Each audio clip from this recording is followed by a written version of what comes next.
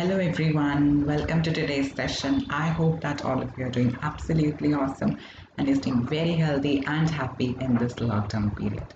So I am Amirash and today I bring a very new chapter to all of you, that is agriculture, the chapter 4 of your geography class 10th. And today we will be having a general introduction to the chapter as well as the cropping pattern. Okay everyone, so let's get started. Now first thing, let's try to understand about the agriculture of India. Now first of all, this chapter is quite boring, I would say. It's not very interesting, but padna to padega, right? You cannot avoid this chapter, padna to padega. So, and it is there in your term 1.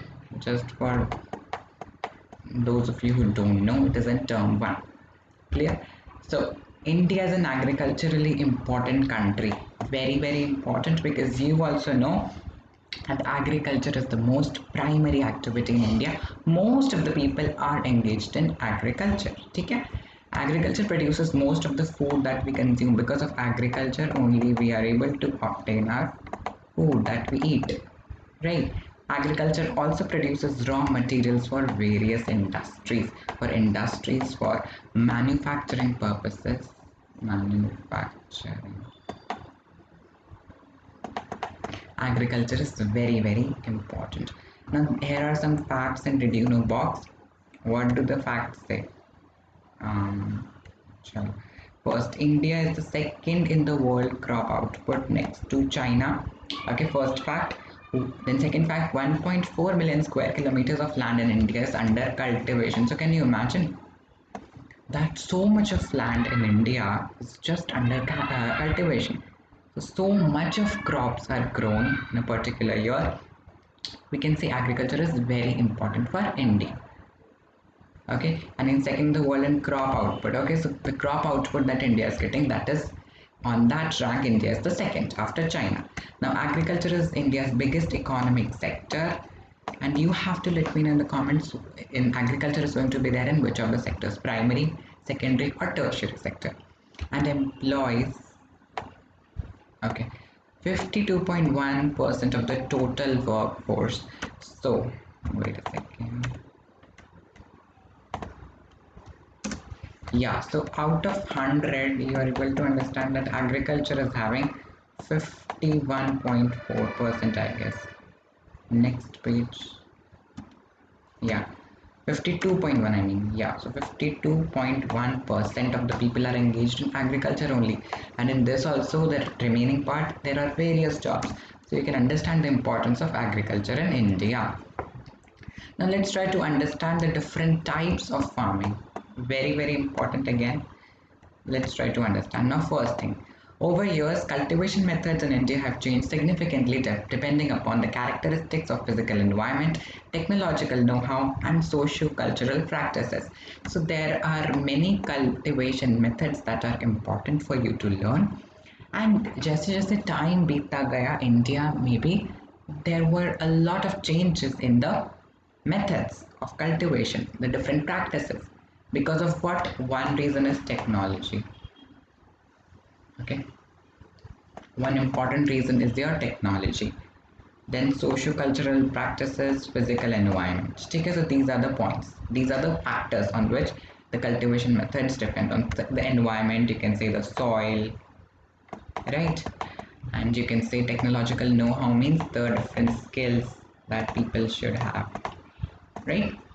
Farming varies from subsistence to commercial farming. So now we have three types of important farming. What are they? First, primitive subsistence, intensive subsistence and commercial farming. These are the three. Now there is a did you know given here. Did you know agriculture is the largest livelihood provider in rural India? Because in the rural areas people are not educated. So education nahi hai. That's why people are engaged in agriculture, because their parents are also doing the same thing. Clear? Now next, what happened here? Wait a second. Fourth. Okay, so first of all, primitive subsistence farming. What is this? This type of farming is still practiced in few places in India. It means now it is not much important. So I would say less important. Not for your course, for general. Like in India, it is not practiced much. It is practiced on small patches with the help of primitive tools. Now, primitive means you can say very traditional tools or very, very simple tools, I would say. We can relate it with past. Okay, which now because of the advancement in technology are not generally used, but still in some of the places of India they are used. Like I would like to highlight, you can say, oh, what happened, unable to highlight, yes, hoe down digging sticks. Okay, that's okay. Hoe down and digging sticks, so these are some of the primitive tools which are used. Clear? And family or community labor, correct? This type of farming depends upon monsoon. Okay, in an objective question this can be asked. Okay, like primitive subsistence farming does not depend on then monsoon, natural fertility of the soil, sustainability of other environmental conditions, and one option can be given as duration of the day. So you have to select duration of the day as your answer, correct? So these are the three factors: monsoon, that is your rain, the natural fertility of the soil. Now this depends on the soil, how much fertile the soil is, and suitability of other environmental conditions. Okay, and it is also known as slash and burn cultivation. Very important. It can be asked in an MCQ that what is primitive subsistence farming also known as. So it is known as slash and burn cultivation. Correct. Now why? Farmers clear a patch of land and produce crops to sustain their family. So suppose this is my patch of land, so they're going to clear it and produce crops on this patch of land to sustain their family. Correct? To earn money. When soil fertility decreases, why does the soil fertility decrease? Because once you've grown a crop in a particular area, then it is going to absorb all the nutrients from the soil, so the soil is going to become less fertile. Correct? From the humus, I would say. So from the humus it absorbs all the nutrients for proper growth, right? Which is important. The farmers shift and start cultivating in the same way on a fresh patch of land. So again, suppose if this land is of no use, so now they're going to like leave it, or you can say they're going to burn it, and then they will move to another patch of land. This allows nature to replenish the fertility of the soil. Productivity in this type of farming is low as fertilizers or modern inputs are not used. So afterwards, what do? They shift to another patch of land and they start cultivating there. Meanwhile, what happens? The previous land again becomes fertile and then they can easily cultivate over there. But the problem over here is productivity in this type of farming is low because see, fertilizers are not used, modern tools are not used. Okay, so definitely you cannot get the best produce. Correct? Chalo. Let's move ahead. Yeah. Now different names of slash and burn cultivation. I would request you to take a screenshot of the slide because it's important. Okay. Taken. Okay. So in India, the different names of slash and burn agriculture, slash and burn cultivation, we can say primitive subsistence farming, northeastern states Juming, Manipur, Pamla. Now this is total theoretical. You can just have a look at it. Probably it can be asked in board exams, so you can frame different mnemonics to learn. Okay, like northeastern states Juming. Okay, you can relate it like the northeastern states वाले people बहुत झूमते हैं, right? ऐसे ऐसे झूमते हैं, so झूमिंग. ठीक है, मणिपुर palm लाओ. Palm, you can say palm your palm लाऊं मतलब I can bring palm, so palm लाऊं. ठीक है, palm लाऊं. So like this, there are certain mnemonics. Chhattisgarh Deepa, Andaman Nicobar Deepa. So you can say Deepa is a girl loved by the states of Chhattisgarh and Andaman and Nicobar. These are some of the tricks. I don't think they are not good. They are not good, but still you can use. Madhya Pradesh Beaver Dahiya, Andhra Pradesh Podu Penda, Orissa Koman Bringa, Western Ghats Kumari, Khel Kurwa, Valre Walter, Then in the world, different parts of the country, Milpa, Konuko, Roka, Misol, Lajang, Ray. So you can just have a look at it. It's, I don't think, much important, but still, just have a look. Now, primitive subsistence we have done. Now, intensive subsistence. What is this? Now, this type of farming is practiced in areas of high population. Number one, where population is high, and primitive population was low because they were using simple tools and family, like community labor was there in that. High population pressure on land. It is labor intensive farming. A lot of labor is needed. Labor means a lot of you can say people are needed for the farm. Okay. Labor intensive farming, a lot of labor is needed, where high doses of biochemical inputs and irrigation are used for obtaining higher production. So for getting higher production, what are they using? Biochemical inputs and irrigation. That means different chemical fertilizers, different other machinery which will give them more productivity. Clear? Though the right of inheritance leading to the division of land among successive generations has rendered holding size uneconomical, the farmers continue to take maximum output from the limited land in the absence of alternative source of livelihood. Thus, there is enormous pressure on the agriculture land. Now, what is the problem over here? That their land is limited. They have limited land. Okay, so they have to obtain maximum output from the limited land. So this is going to increase the pressure on the land. Clear? In the absence of alternative source of livelihood. What does this mean? That they have only one option, that they have to do farming. They don't have any other option. Okay? So they have to I would use the term that they have to do a lot of hard work for getting the best output out of the particular land. Okay? I hope that is clear. Now, if you are asked up to differentiation, nahi aa sakta because it's an objective. Otherwise, differentiate between primitive subsistence and intensive subsistence. So these are the points that you have noted down. Okay. So here you can also see a did you know type of a thing. 12% of the world's farmland is in India. You can imagine 12% of the world's farm. Isn't it exciting? Now, commercial farming, third type.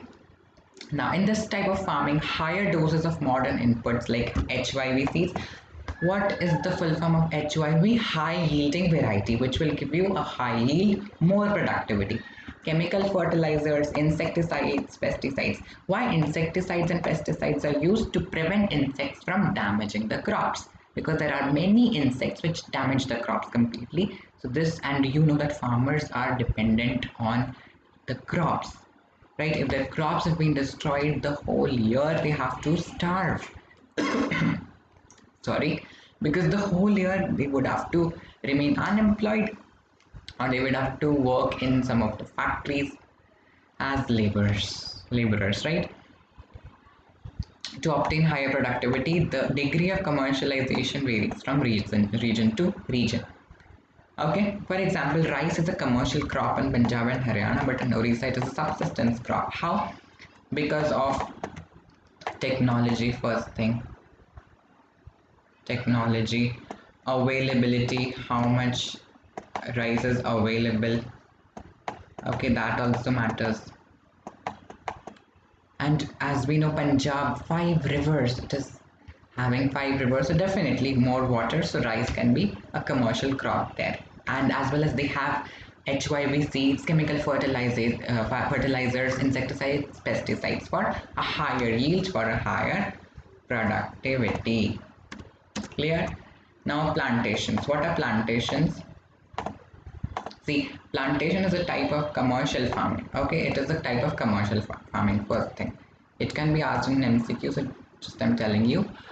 It is the type of farming in which a single crop is grown on a large area. Let's say I like rice very much, right? So I like rice. So I have a lot of land. I have a lot of land and I am growing rice over there. Only rice. So that is a plantation. That whole land is my plantation. Clear? The plantation as an interface of agriculture and industry. Plantations use capital-intensive inputs with the help of migrant laborers.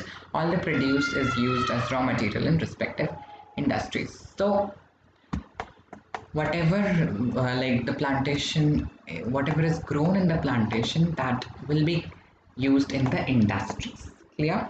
And migrant laborers are used. A lot of labor is used because we are growing the same plant. We need, like for rice we need more and more water, so availability should be there. For example, tea plantations in Assam and North Bengal, coffee plantations in Kerala, banana plantations in southern part of India. This is important. Tea and Assam, they are connected. Okay, ये तो anybody can learn. Coffee in Karnataka, k sound. Okay, k sound is there, so coffee Karnataka. Banana in South India, like banana you can relate with Kerala. Kerala is in South. Rubber plantations in Kerala, bamboo plantations in northeast India, etc. are some important plantation crops grown in India. Okay. Since the production is mainly for market, a well-developed network of transport and communication connecting the plantation areas, processing industries and market is present. Okay. Because transport and communication, this is very important. They are the lifelines of our national economy. Right. Because of them only we are able to develop so much. Clear? So plantations are also clear. Now cropping pattern. What happened?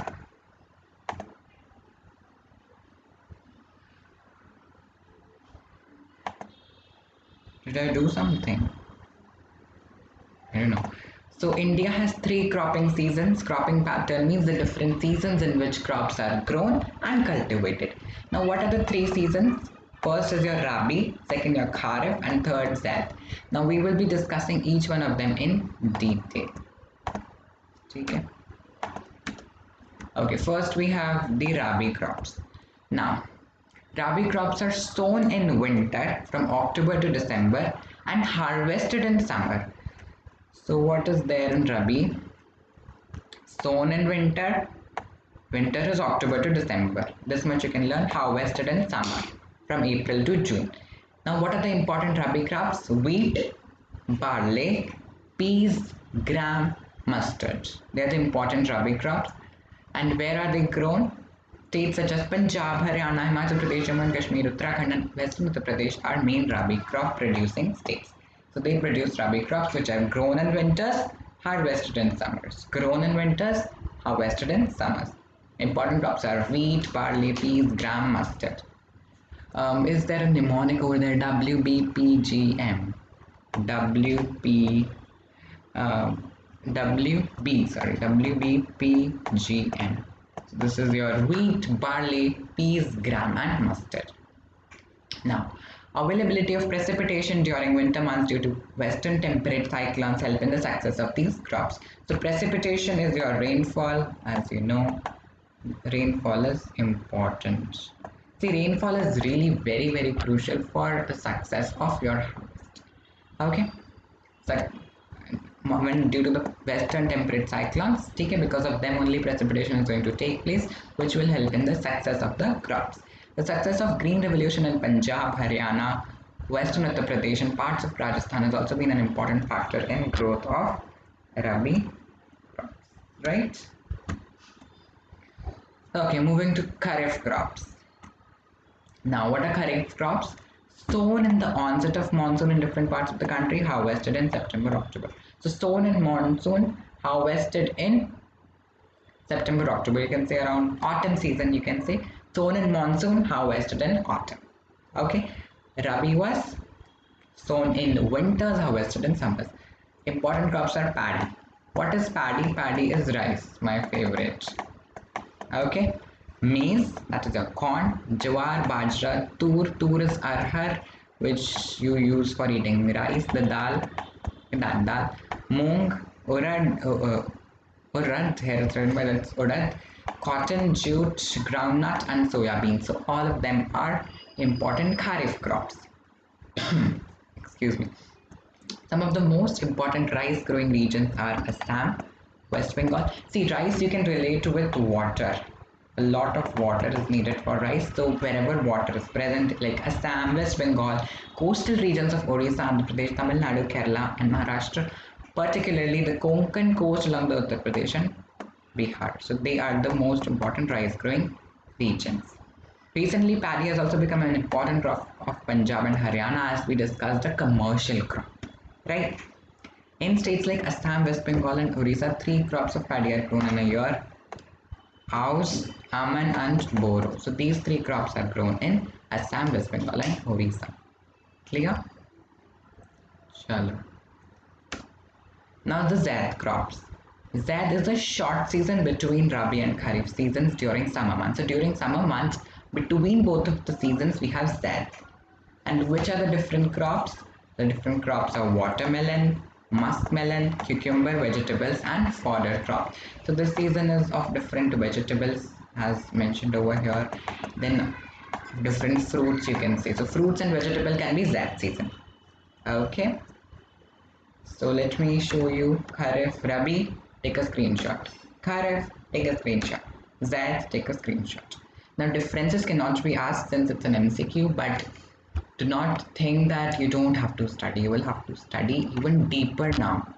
Okay. Now the major crops, let's have an overview. The major crops, a variety, food and not off. I think it should be off. A variety of food and non-food crops are grown in different parts of the country depending upon the variations in soil, the different variations in soil, climate, cultivation practices. These are the 3 factors. Now, major crops grown in India.